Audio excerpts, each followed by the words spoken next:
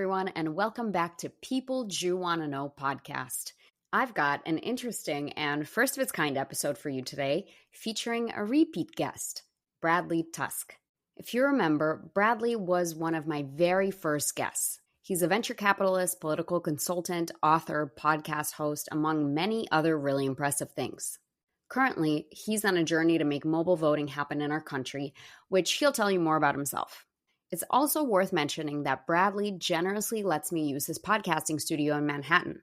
It's called P&T Knitwear. So, this episode is brought to you by P&T Knitwear. Once again, I want to shout out the technical team over there who have been helping my technically challenged ass figure out the equipment every single time.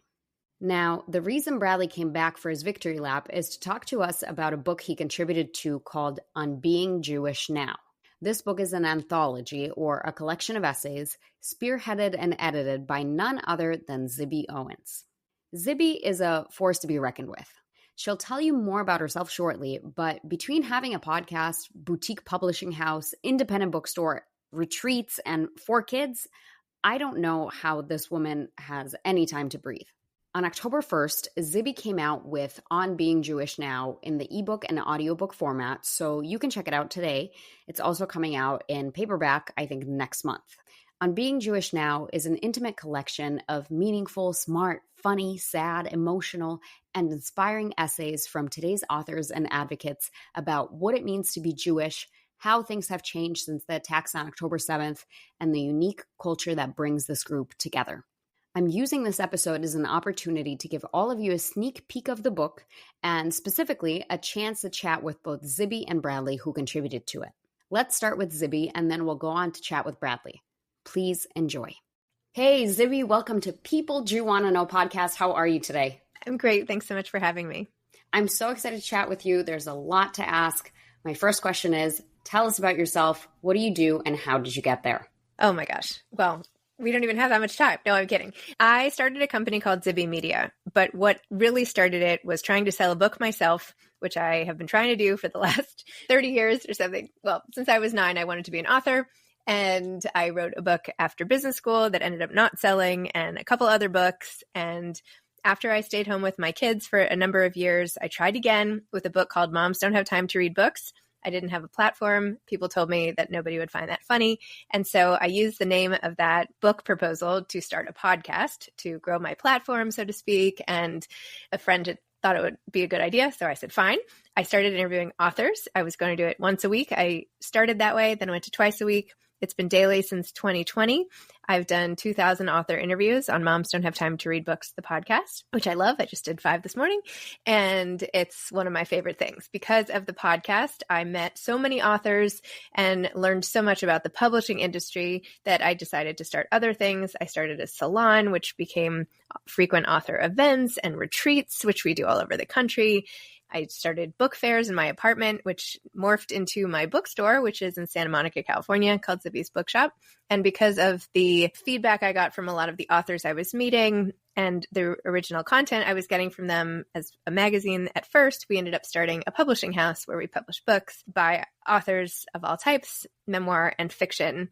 And then along the way, I continued to be an author myself and finally sold that book and have now actually sold 7 books in the last couple of years. So that is me. Oh my gosh, you are the queen of multitasking. When people say women can multitask, like this is the example of a woman multitasking. Like and I have 4 kids, which is really what is my main job. Oh my gosh. Okay. Well, let's talk about your upcoming book On Being Jewish Now. How did that come about and what can you tell us? After the events of October 7th, a bunch of Jewish women authors who I'm friends with invited me to join a new nonprofit that they were starting up called Artists Against Antisemitism. And I jumped right in, desperate to help in any way that I could, and became part of this founding authors team of about 25 or so women authors. The community has been a lifeline this past year as all these devastating things have continued to happen. Over the summer, I was having another moment of just feeling somewhat helpless, hopeless, desperate to do something that would make a difference, realizing that to really make a difference to people, to change their minds, probably it wasn't even going to end up coming from me personally, right? We had to get a group together and there had to be a lot of voices and all of that. So I came up with an idea to do an anthology. And I asked the women who were in this group chat if they would contribute. And then I said we could all get more people to contribute. So then I asked a bunch of other authors, and they asked some authors as well. And 75 people ended up saying yes to being part of this anthology, even though I had a 3-week deadline because I wanted the ebook to come out on October 1st in time for the anniversary of October 7th. And that's how it came about. The goal from the beginning was to donate the profits to Artists Against Anti-Semitism, the nonprofit, which helps fight anti-Semitism in a lot of ways on college campuses. We partner with Project Shema and other places through silent auctions and other fundraising ways to help in whatever way we can to counteract the rampant spread of anti-Semitism today. Wow. So there are 75 contributors to this one anthology? They are. And I put them all in like a group email and email them all like all the time. And I really view everyone as a co-author. Like this is our book. And so I try to pull quotes from all of their essays up a lot and feature them on social or however I can. And we are all then going out sort of as one big group to the world to spread the word about this book once it comes out. What do you hope to leave the reader with between these 75 stories, if you will? What do you feel the sentiment was when you look at the book now together and its cohesiveness? I think one of the main themes that comes out of the essays is hope despite what's going on in the world right this moment, that we have gone through things before and we're not going anywhere. There is a resilience to the Jewish people that has faced so much over so much time. This is history, right? We know all this, but it's one thing to say it and another thing to feel it. But I do feel that when you read all these essays as a collection, you feel like you know what it means to be Jewish more. And I think this will be helpful not just for other Jewish people who will feel seen and understood, but also for non-Jewish people who might be wondering what our experience is like, particularly in the past year. The assignment, if you will, of the book was to write about what it means and how it feels to be Jewish now, especially in the aftermath of October 7th, but that the essays could not be political. It's supposed to be about your Jewish history, your experience. Think, bar mitzvah videos or, funny things, sad things, all of it. So there is a mix and there's a wide range of contributors from people, one person who's half Jewish, one person who converted, a Black and Jewish man who writes about that experience. There are all these different vantage points, someone who was raised Presbyterian and found out she was Jewish, people who are Jewish, So there's just a lot of lenses to see this religion and this culture and race. And therefore, the experiences they write about are quite different. There's some that are about how betrayed people feel now by many friends. There are some more in the grief space, having lost people directly from this time or feeling like the grief of loved ones has highlighted their religion in parts and their spirituality. There are a whole bunch of funny essays like Amy Efron, who writes about trying to break up the moil. And there's a big range. But I do think that anyone who reads it or listens, because the contributors almost all narrated their essays for the audiobook with original music composed, which is really beautiful from Morning Moon Music, you'll feel moved. I cried at so many of these essays, and it's moving in the best way, I think. So after we're done with our segment here, we'll jump to hear from Bradley Tusk, who is one of the contributors, and he will give us a sneak peek of what his essay is about. And I know that his focus is more on like Jewish joy and being part of the Jewish mishpucha. Mm-hmm. I was wondering, did you contribute an essay to the book?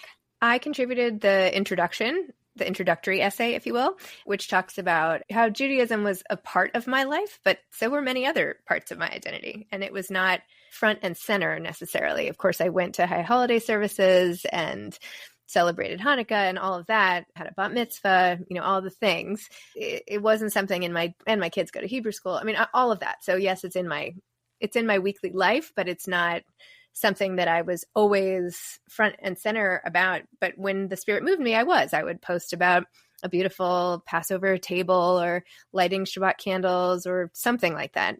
But since October 7th, I have felt compelled to speak out. I feel like if you have a platform, then you must use it right now. And so I have. I was also, a target of anti-Semitism as a Jewish author and placed on some of those terrible lists that were going around. I had someone try to tank the Goodreads rating of a book of mine that hadn't even come out yet by calling me a Zionist racist. There were lots of other things. And I also ended up pulling out our sponsorship at the National Book Awards last year because I couldn't get the director to assure me that should anti-Semitic comments be made, that there would be some retribution. In other words, I pulled out of the National Book Awards when I had gotten word that all the award winners were planning on saying or doing something in a coordinated way. And when I talked to the organizers to find out if that thing was going to be something anti-Semitic or that would make us feel uncomfortable in the audience, all the Jewish people in the audience on my team and myself, they couldn't guarantee that there wouldn't be that. And I said, well, if there were a lot of anti-Semitic statements made, what would you do? And they basically said, nothing. We believe in free speech, which of course I also believe in, but I also believe in creating an environment where nobody feels persecuted based on their race or religion, any race or religion. So they said they wouldn't do anything. And I said, well, I can't sponsor an event like that. So I pulled out, and I did not know that would cause the hubbub that it caused. It became like international news, and I got a lot of hate for that as well. So I feel like I have pushed through, and I continue to speak out, not to be some sort of flag-waving activist, but because I so deeply and emotionally care about the Jewish people and just want people to know that we're like great and awesome, and no, you shouldn't hate us and want to kill us, basically. Zibby, that is such a power move to do that. And I think it's really important when Jews are in positions, not just of power, but like in positions where they're in the public eye, their voice travels, beyond themselves into hundreds of people. We set the precedent of how we can be treated in the larger society. So by you pulling out of that sponsorship, you're saying that's not what I'm going to tolerate. And that's really important. And we all have to do that in our own way within our paradigm, because that's the only way we can assure that other people treat us in the way that we expect. And I think about you have 4 kids. And a lot of this, for me, when I make decisions, I think about if I ever have kids, I want to tell them that I was the person that spoke up, that went to the rallies, that made a Jewish podcast, that did something, that couldn't be silent. And I imagine that a lot of your motivations are also driven by, how do I want to appear in front of my kids? What do I want to share with my kids? What is the legacy that I want to leave them with? And it's a huge driving force for the decisions we're making. Yeah. I also want everybody to be safe. That's this juggling act of speaking out and also being careful. I'm not trying to wave attention to myself just for the sake of it. Not that I think that that was what you were implying, but I do think it's important when things are not fair and there's something going on that you see that treats any group meanly, you have to speak out about it. Yes, the kids should know that. Everybody should know that. It's not okay. And I keep saying that, like, this is not okay.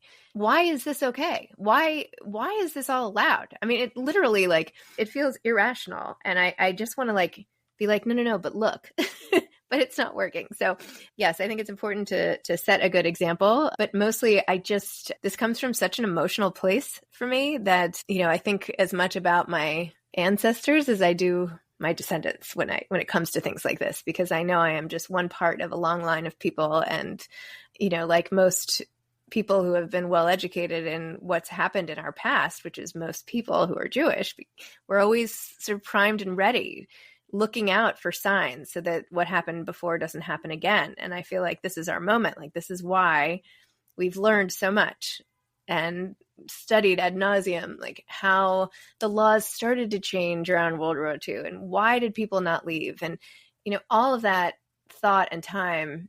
And now things start to happen now. It's not the same, but I don't want to be caught unaware like last time. And I remember always asking my parents, like, well, why did people not leave? Like, why? It was so obvious when we read the history, like, why did people not leave Germany or Poland or whatever? And I remember my mom saying, well, it's their home. And I think about that a lot too, when I'm at home thinking, like, is it time for us to leave? Where are we going to go? And I think there's that collective DNA based thing where we're always sort of ready to go if we need to. So I don't know. I think it's sort of in my DNA somewhere.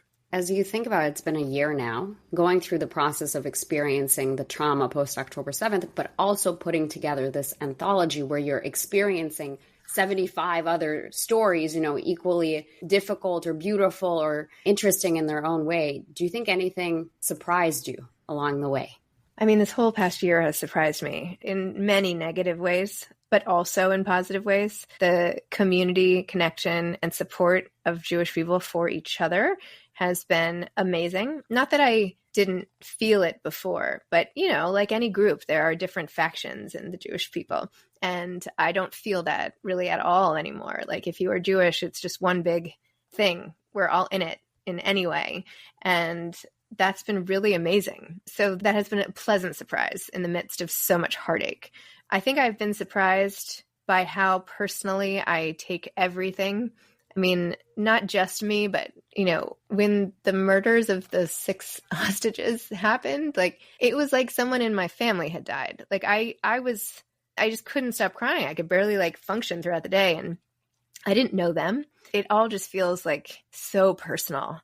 And I think, I'm not that surprised. I'm a pretty sensitive person, but the widespread feeling like that so many of us spread out all over felt the same way. It's all just been a bit of a wake-up call. And I guess the surprise is how betrayed I have felt by so many people in this time who have very different beliefs. And, I believe in sort of helping everybody. I love to help people through many ways, the literary world or in a lot of different areas of my life. And I just didn't realize how much hatred there was towards Jewish people still today in 2024. I just didn't realize how rampant it still was. And that has been a horrible surprise. This is a question I've been asking a lot of guests, actually, and not just, what has surprised them, but also if they knew then what they know now, if they had, thought about something differently, done everything differently. But what always surprises me is not one of us has given up in any way, shape, or form, not on the hostages, not on the fact that peace can be found, not on the fact that Israel is going to win this war and get our people back, and we will protect our people. For almost 365 days, we have not given up, not any of us, and it's not even a thought. And we live and breathe this conflict and this war every day. And it doesn't feel strange or unusual. And I do think that's a uniquely Jewish experience because we don't have a choice. This is our people and this is our land, and we have nowhere else to go. There's no alternative for us. And that's something that has deeply surprised me and just reinvigorated the pride that I've always had. Yeah. I mean, it's look at the Ukrainians. It's the same. They're not. So I'm Ukrainian. I'm Ukrainian and Jewish. Yeah. My great grandmother was Ukrainian as well. But, you have to stick up you have to. And there is no time limit to that sort of commitment. And yes, you're right. It's been so long. But no, we're not giving up. We can't give up. We can't. We just can't. And I'll say everything you said today resonated with me so much, +1 to every single comment you made. And I am so excited for your anthology. I had to Google what that word meant when I did research on this podcast because I didn't know what an anthology was before. But now I know. It's not a term that we commonly see, I feel like, in the everyday lexicon. So it was a good experience for me. And also having a chance to speak to Bradley about it, I think gave me a great sneak peek at the type of vibe, for lack of a better word, that you aim to create. So I'm really looking forward to it. I know we're short on time, so I got to ask you, how can people connect with you, find out more about your work, and get your books? Yes, I'm on Instagram at Zibby Owens, ZIBBYOWENS. And our Zibby Media website is zibbymedia.com. And then I have my own writing website, zibbyowens.com. And I have a Substack, zibbyowens.substack.com. So sign up for that. Sign up for our Zibby Media newsletter. Yeah. And follow me on Instagram. I try to post the most about it there. And you can get the book on zibbymedia.com through our bookshop or through all the other links of where to find the book. Yeah. And just know, if you're listening, you're not alone, that you're a part of a big community. And even though we might be spread out all over the country or the world, we are so united and we are fighting this collectively. So don't lose hope. Thank you so much, Zibby, for doing this. Everything you're working on is amazing. It's such a privilege to have you on. Thank you for introducing me to your world and your work. And to all of the listeners, please check out Zibby's books and her amazing work. Thank you. Really appreciate the time. Okay. I'm back. Before I move on to Bradley, I just have to say, isn't Zibby something? I feel like even the name Zibby fits Zibby perfectly. Anyway, now let's hear from Bradley and learn more about his contribution to the book. Hey, Bradley, welcome back to People Do You Want to Know podcast. Hey, thank you for having me back. Of course. How does it feel doing your victory lap? You're our first repeat guest. Yeah, no, I actually took out an ad on the New York Times announcing that the other day. So, no, look, you know what's cool? Honestly, so I'm happy about a few things. One is I'm happy that you're succeeding as a podcaster because one, it's a cool concept, and two, I like you. But also, sometimes you use our studio, which is great because I lose so much money on this place that when people I like are actually getting something out of it, like that makes me feel better about it. So I appreciate it. Thank you for that. And I remember that first time I had to record was the first time I ever used a studio really space. well. I was so scared. You were great. I was whispering in the mic. I listened to it. It was a good episode. Next question. Yeah. And now you're super aggressive and assertive and this is going to be a much tougher interview then. Yeah, I hope not, actually.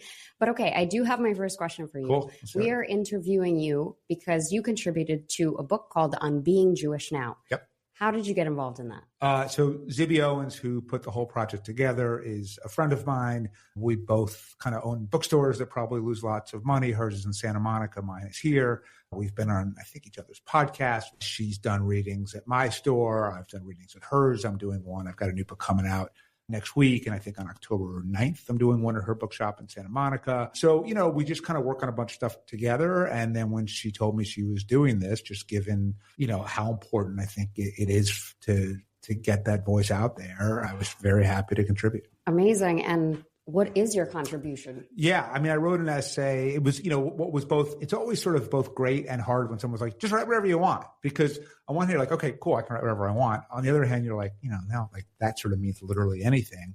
And so I opened it up with a story so I was in Montreal and we were flying back on a Sunday and it was raining and all the flights to New York were canceled. And, we kind of kept getting on the next flight and that kept getting canceled. And I realized, okay, we could do the whole thing and tomorrow. We have to do through the airport again. I was like, you know what? Maybe it's like a 6-hour drive. Why don't we just rent a car and suck it up and drive back? So we go down to the rental car facility. And the problem is everybody had that idea too, right? Because every flight to the East Coast was canceled. And so we're just sort of waiting in these lines fruitlessly. And I hear a woman say to someone else, not even to us, like, hey, I'm thinking about renting a van to drive to New York. I'm looking for people to share the driving and the cost. Would you be interested? And if you think about it, the number one lesson of childhood is don't get in a van with strangers, right? And instead, the minute I heard that, I'm like, we'll do it. And then I started thinking okay, what the fuck am I doing here? I'm crossing an international border with people I don't know. And the guy she was with had a Star of David tattoo on his leg. That, for some reason, I think even now, post October 7th, more than ever, just gave me sort of this comfort. I went up to them and said hello, and they were wearing these sort of IDF dog tag type things around their necks. They saw the Jewish star around my neck. And I was kind of immediately comfortable, and that there's almost a level of acceptance and understanding and trust right now that maybe even didn't exist. I mean, Jews sort of always sense out other Jews and sort of member of the tribe and all that kind of stuff. But I think it kind of has hit a new level. And so it seems to me that one, there's a stronger connection between Jews, but two, I think there's a bigger obligation now more than ever to show the world who we are, right? Because there has been so much misconception and so much anti-Semitism over the past basically year now. And I understand that there's some valid opposition to what Israel is doing in Gaza, and I would argue a lot of invalid opposition to it. But either way, we don't look great on a global stage. And there are a lot of people who now can easily resort to anti-Semitic tropes and views and everything else. But we are also probably the single society, ethnicity or demographic in global history that's contributed more to the world in terms of the sciences and the arts and technology and business and ideas and just, philanthropy and medicine. We're 0.02% of the global population.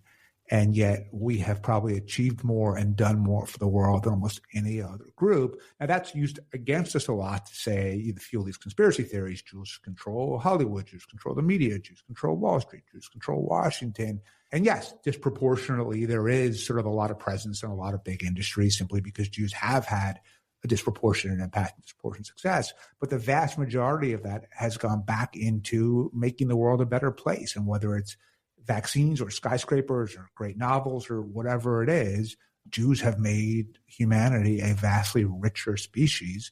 And I think that now is the time for us to show that more than ever. So not only should we be stepping up to the plate to help Jewish causes and Jewish projects, but just overall, this is the time to do good in the world. This is the time to be out there helping not only other Jews, but other people in general, people who are oppressed in every single way. This is the time to not sort of batten down the hatches and say it's us against everyone.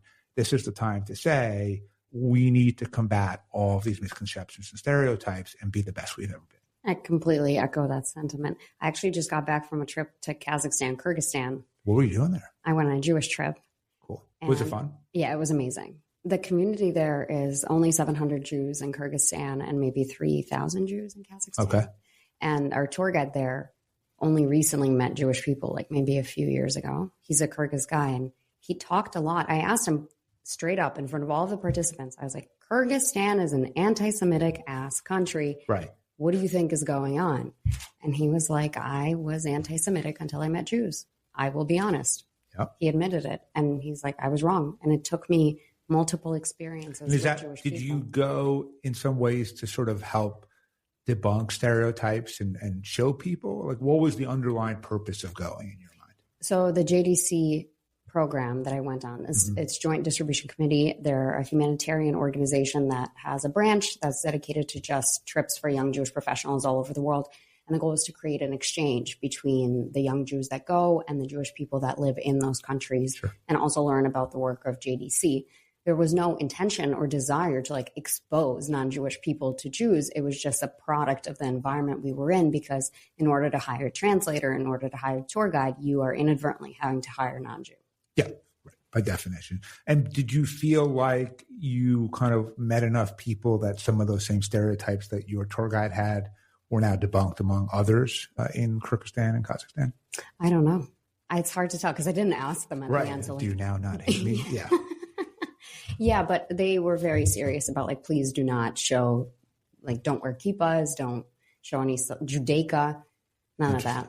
So do you normally wear a star or anything that indicates that you're Jewish? Nothing crazy, but I have a hamsa that I wear, or my rings have Hebrew on them. No one would notice outright, but I think for the abundance of caution, they were just if you have anything that's really visible, take it off.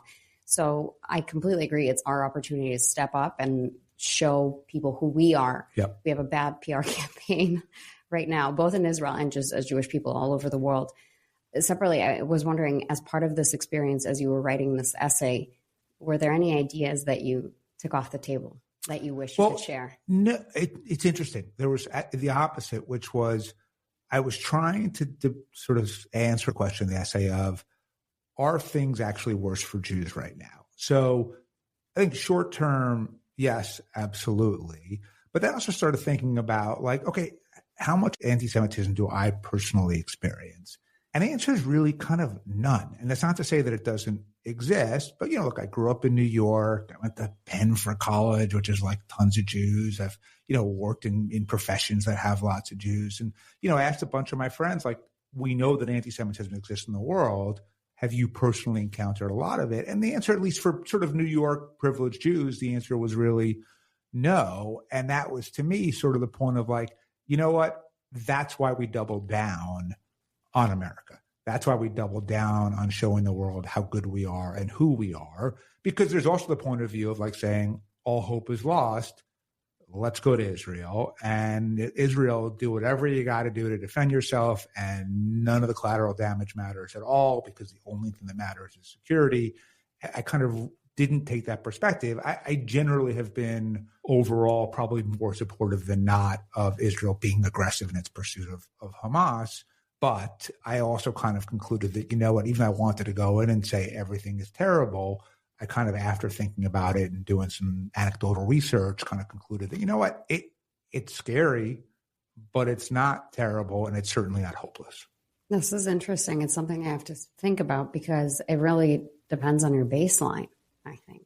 what you tend to experience versus what you experience now. Because if you ask me, I tell people I experience a form of anti-Semitism almost every day. So what does that look like tangibly? That looks like going on the subway and hearing people chant slogans and wearing keffiyehs and looking aggressive. Where are you? I mean, don't you have to get out your personal details on the podcast, but like, because I take the subway every day and I don't really see that. And it's funny, I didn't wear a Star of David till after October 7th. And now I wear it and I deliberately wear it out. And it's almost like a little bit of like, hey, go fuck yourself. I'm not hiding anything. Yeah, no, I get it. Union Square is a great example. Okay, yep. Washington Square Park is a great example. Anytime there's a rally, like even around Columbia, coming out of those events, there's always a counter rally. So you're going to see people who are there looking for a fight. Sure. I think it really depends on the environment that you surround yourself in and then the people you hang out with. And even as a younger woman, like even if they have issue with you, Bradley, they're not going to come up to you, but they can kick my ass and they know it.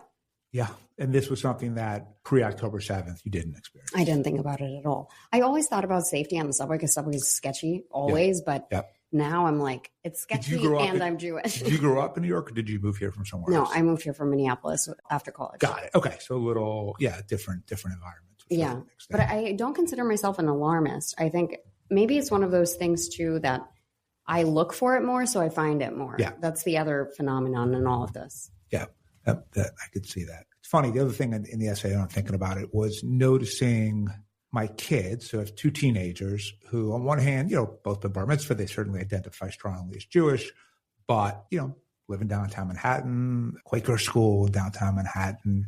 And there was this sort of question of like, how much indoctrination are they facing? And I was sort of pleased to see that it was less than I actually would have suspected, right? I mean, there is no question that academia is sort of left-wing and the left-wing world kind of thinks that it isn't somehow cool or makes them seem virtuous to be anti-Semitic. Luckily, less of that in my kids' schools than you might read about at other schools. But the other thing that I kind of realized is I think in many ways, and you might not agree with this thesis, but a lot of the protests we're seeing are the product of an asymmetry in this country, especially if you want to compare it to, say, Israel, where we are the richest country in the history of the world, right? We just have incredible abundance in every single way. But we have a society that believes that success in life is the accumulation of money and status and things, right? And it's not about relationships and it's not about purpose. And as a result, no matter how much prestige you have, how much money you have, if you don't have truly genuine relationships with people who you really care about and care about you, and you don't have things that you are doing on a daily or weekly or monthly basis that you find meaningful, and we all have definitions of what's meaningful, but if you don't, and you're just sort of checking box after box, your life feels very hollow. In fact, if you look at the World Happiness Report, the most recent one from, I guess it was the 2023 or something like that, the U.S. for people under the age of 30 was ranked 68th in global happiness. Again, the most prosperous society in the history of the world. Israel was 4th. Now, living in Israel is harder. It is scarier. You might lose your life because you're going to go into the military and, Israeli soldiers are on the front lines, but that also creates a sense of meaning and purpose. Yeah. And I think when you see a lot of these students protesting, it's that they feel the hollowness of their lives. They feel the emptiness of their lives and they don't know what to do about it. And so they're sort of misplacing that into things like advocating for a terrorist organization in Hamas, which is why I think another thing that at least to me makes sense now is we need national service in this country. It doesn't mean military service because we don't need that many people and couldn't afford that many people in the U.S. military. But I think, in order to get a college degree or a high school degree or maybe, to get student loans or whatever it is, you got to do something. You tutor a kid, you clean up trash in the park, you volunteer at a senior center, whatever it might be, not even because that's going to create so much good for the parks or the senior center, whatever it is. It's because it's going to teach you that this is the way to live a virtuous, happy life. I remember the sign I saw once that said, the reward for living a good life is living a good life. I remember thinking, right. If you think about the fundamental, and I might be taking this interview way off tangent at this point, so I apologize if I am. But if you think about the fundamental tenet of Judaism, what I like about it is we don't believe in an afterlife. We don't believe in reincarnation. This is it, right? So you get, if you're lucky, 80, 90 years, and that's it. We don't know what happened before. We don't know what happens after, but we assume nothing, right? Wait, I thought reincarnation is believed in. I don't. Maybe it's like the Kabbalists. Yeah, but let's put that in the corner for a second. So then the question becomes like, all right, we have this very finite amount of time on Earth. How do we maximize it, right? Because we're solving for happiness and what makes you happy. And I think there is this sort of conception, what will make me happy will be sort of the abundant, if people see me on Instagram on my private plane with celebrities and whatever else, that must mean that I'm going to be happy. And the reality is, it might be fun, but ultimately, if they're not your real friends and you're just flying around from party to party, not doing anything else, it ultimately feels empty and meaningless.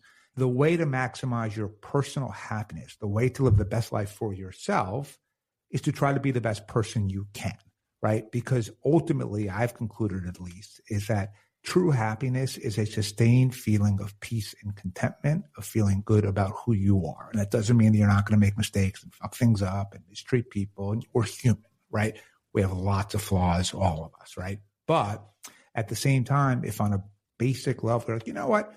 I'm trying hard. I'm trying to do good things. There are people in my life that know that they can count on me and that I'm there for. There are people that I can count on. There are things that I can point to that I do that make me feel good about myself. Those underlying tenets of Judaism are really like the right mathematical formula to maximize ROI, to maximize personal happiness, right? And so to me, ultimately, the reason we should want national service, even if what we're learning is that's why we're seeing so many of these protests. And by the way, they tend to be at the most elite schools where you have the most privileged kids whose, I think, lives in some ways are the most misguided because they're all in pursuit of status and prestige and wealth, is those underlying tenets of Judaism, I think, make a lot of sense for any human being. And I think we ought to make those more apparent to people. As Jews, we don't proselytize. We're not looking for more people to become Jews, but I think there's nothing wrong with some of those tenets that undergird a successful formula for a happy life being taught much more broadly. And I think national service would be a way to do that.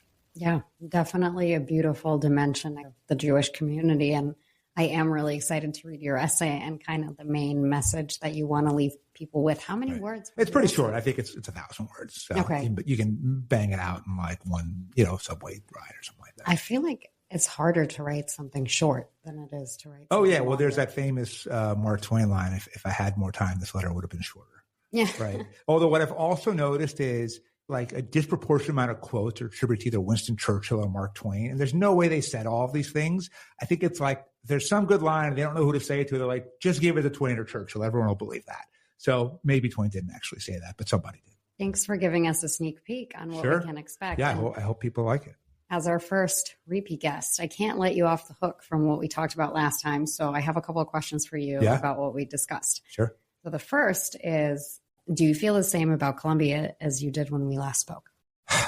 It's a difficult question. So I'm going to answer in a few ways. One is I teach in the business school, and I will say, it's a different campus. But for whatever it's worth, and I was there, not on October 7th, I think it was a Saturday, but I taught that week, right? Then a few days later, whenever my class was, there was no sign of any of the protests and all of that on our campus, nor any sign of that in the classroom whatsoever. So I thought that was good. Now, my students are older, so it's a little different.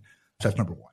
Number two, a friend of mine is the COO of Colombia. He started maybe 6 months ago. He has been targeted very aggressively and viciously by the protesters. His home where he lives with his children in Brooklyn was vandalized and graffitied. Is it Cass Holloway? Yeah, Cass.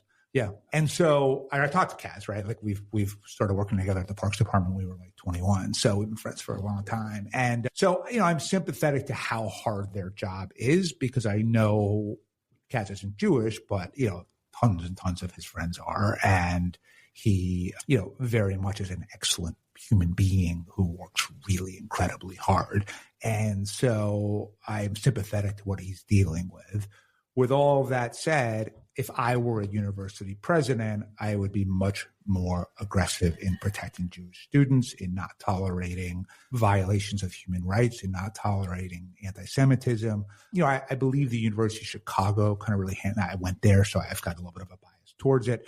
But ultimately, this notion that we should be picking sides and sort of coddling one group because they sort of fit the talking points of the left ahead of another one is absolutely crazy. And truly peaceful speech is fine, right? And there's nothing wrong with it on any side of an issue, even if it's an issue we don't agree with. But the minute that it becomes threatening or violent in any way, rather than being afraid of the protesters because they're going to complain or criticize you on Twitter, or someone on the far left is now going to claim that you're racist or whatever it is, it's when you step up and shut shit down, right? And there was a level of, I think, fear. There's a good line, there's nothing more illiberal than liberalism today, right? And I'm certainly not a conservative, right? I'm pretty sort of centrist and moderate on most stuff. But I do think that this sort of there's less freedom of thought and speech on the far left than almost any other aspect of society. And, it's a shame when really accomplished people who become presidents of universities still lack the personal conviction and courage to do what's right. And I think we saw too much of that at Columbia and at Penn and at Harvard and at MIT and lots of schools. And the university presidents who have been more aggressive and more willing to protect your students, to me, are the ones who I admire.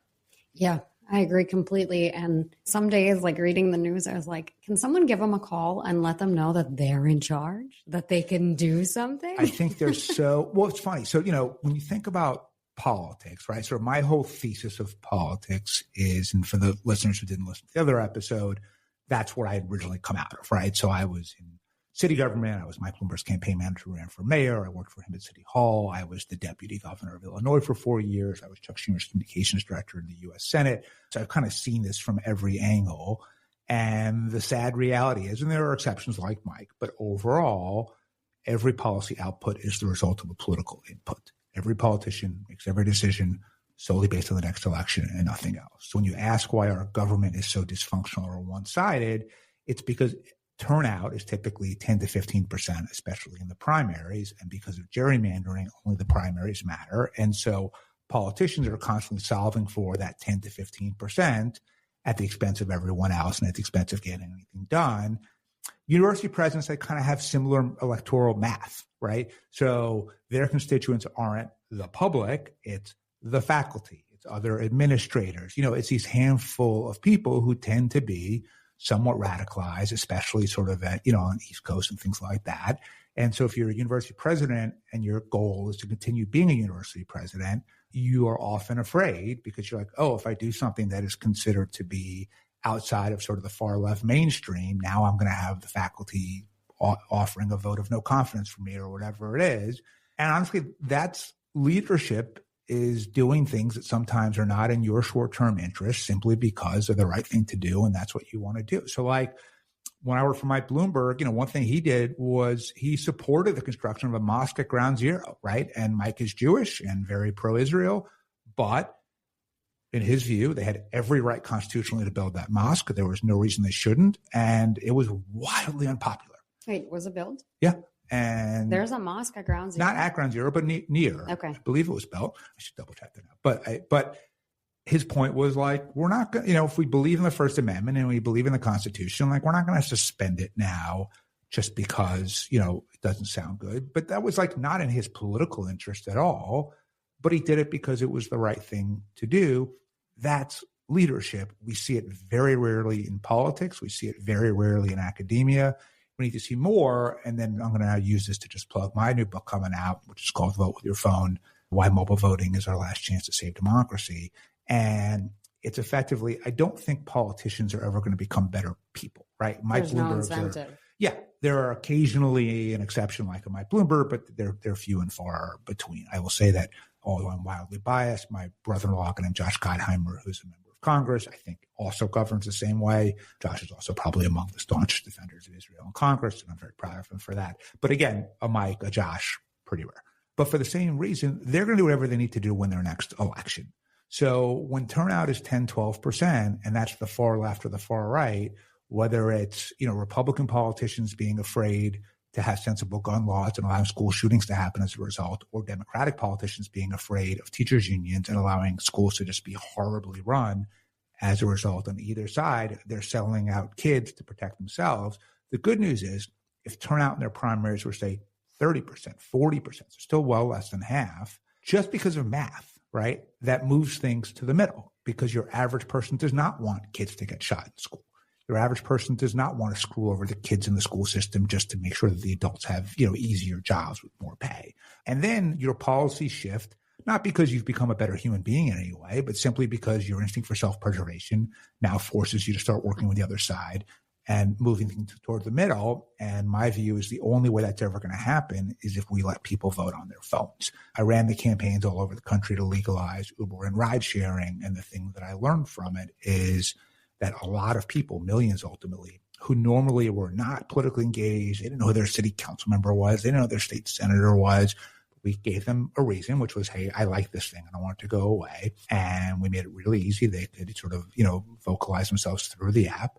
Millions of people did. And we legalized Uber in every single jurisdiction in the United States as a result. And my question was, well, if they will do this for Uber, what if they could vote this way, right? Would more of them do it? And so we started funding out of my foundation pilot elections in 7 different states. We either deployed military or people with disabilities, voted in real elections on their phones. They worked, turnout increased significantly. And then the cryptography community gave me all kinds of shit because they were like, it's not secure. It's not safe. Can't do it. So it's like, you know what? Let me build something that they keep saying is what needs to be built for it to be secure so I can debunk that. And so for the last 4 years, we've been building technology that is end-to-end encrypted, end-to-end verifiable, air-gapped, has multi-factor authentication, biometric screening, open sourced. And when we finish building it, we're going to get buy-in from groups like the National Institute of Standards Technology. And then I'm going to make it free and open source for anyone to use, any government, anyone. This is all philanthropic out of my foundation. I've put about $20 million of my own money into this so far. And the reason I wrote this book is, despite all of that, guess who's going to oppose this at every turn? People in power, right? Because when you tell people in power, hey, you need to vote for this law that's going to change the way you run for office and risk the fact that maybe you won't win next time, guess what they're all going to say? No way. Now, they can't say, I don't want people to vote, so they'll say it's not secure, this, that, which is why I felt the need to kind of build this tech. But what I really need is a movement, right? I need people, especially Gen Z and Gen Alpha, but really anyone, to stand up for themselves and say, you know what? The only reason you don't want to make it easier for me to vote is because you don't want to have to change the way that you govern. You want to preserve the status quo. You want to preserve this dysfunctional, corrupt system, and I'm not going to let you do that and get away with it. And that's how fights for rights in this country have always been won, whether it's same-sex marriage or civil rights or, rights in the workplace or when the women's right to vote or whatever it is. It's people standing up and saying, no, these are bullshit excuses just to keep things the way they are. I won't accept it. And I think if we get enough people to demand that, we can win. Yeah. For reference, I have to fly to Minnesota to vote in the presidential election. Are you going to do that? Yeah, I am. Well, do you feel like with walls now you need to? I don't know, but it's a good excuse to see my family. For sure. It's sort of like it was a kind of borderline swing state. And I don't even know who you're going to vote for. But either way, if the answer is it's now in the bag for Harris, arguably the vote itself won't impact the outcome. Is it in the bag for Harris? If it's not, she's not going to win this election. Well, I have this overall view that if at this point, the polling that we see emerge over the next week or so doesn't show Harris up 4 to 5 nationally and 3 to 4 in the swing states, she's already lost. Because if she didn't materially improve her position from a debate where I thought she did really well and Trump did really poorly, that means the undecideds aren't really undecided. They're just for Trump and not saying so, and in which case it's already over.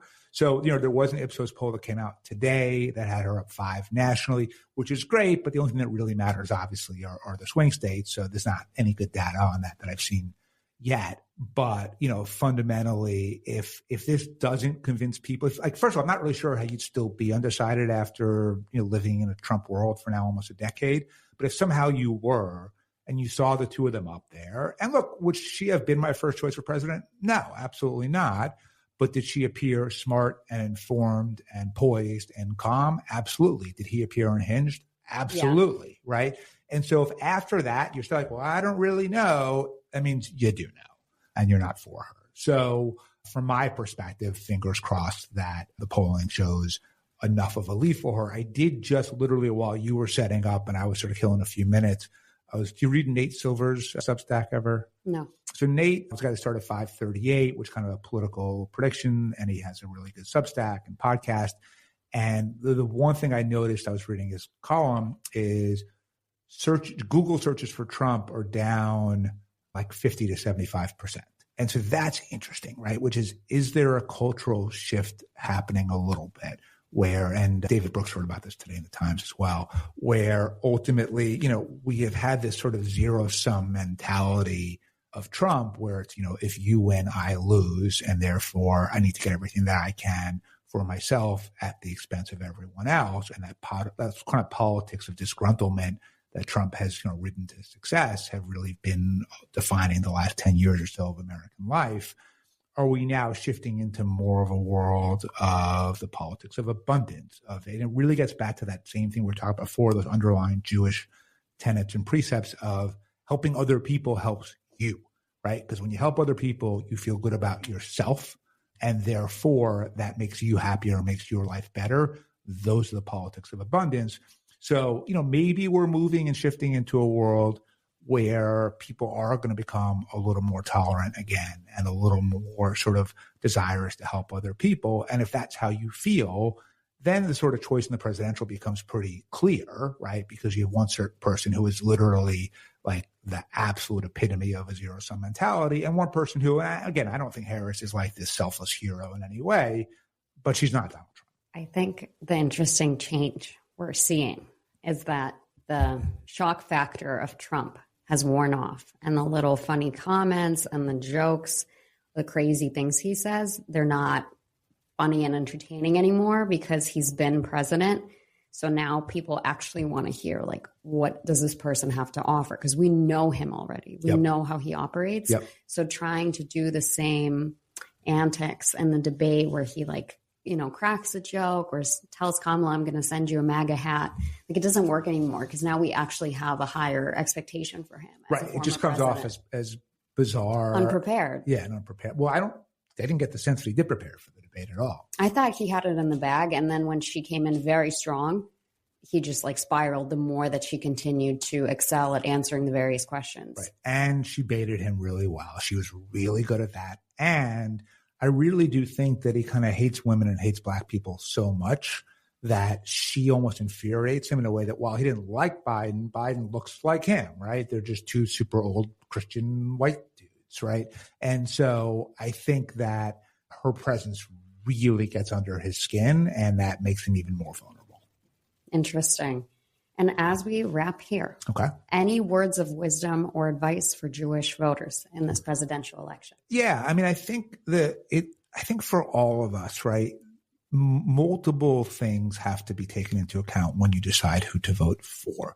So there's your pocketbook, right?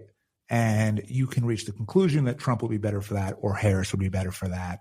Overall, I think Biden was better for the economy than Trump, but as a venture capitalist, my business actually happened to be a lot better under Trump than it has been under Biden. I don't know if that's because of Trump or Biden, but nonetheless, we've had a world where the venture world has been terrible for the last couple of years. So I understand when some VCs say they're for Trump, it's like, well, yeah, we all make a lot more money then. So that's one.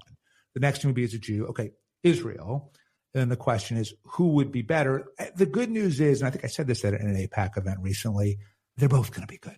I'm actually not all that worried in the sense that I think there's a traditional U.S. political belief that staunchly supporting Israel's right to exist is in our geopolitical interest. And I think Trump has that belief, and I think Harris has that belief.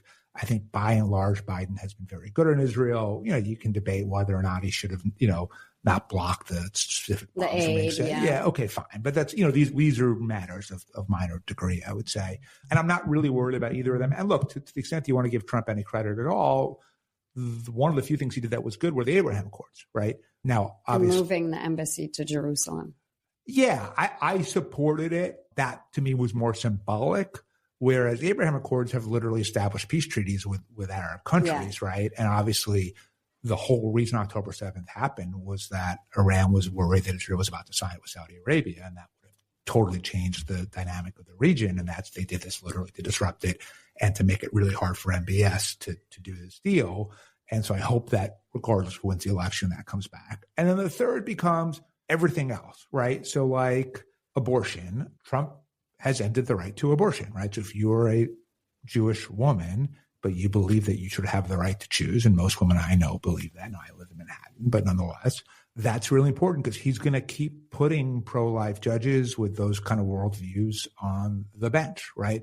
Or the environment, right? You know, Biden has sort of died, and I think probably his best accomplishments have really been around climate, both legislatively and through the executive branch. I think Harris would continue those. And I think Trump, as we saw in his first term, will roll those all back. So then there's individual policy issues. So we've got pocketbook, we've got Israel, we have individual policy issues. And the fourth category would be, you know, just kind of what kind of world do you want to live in, right? What I've found was it was just stressful when Trump was president.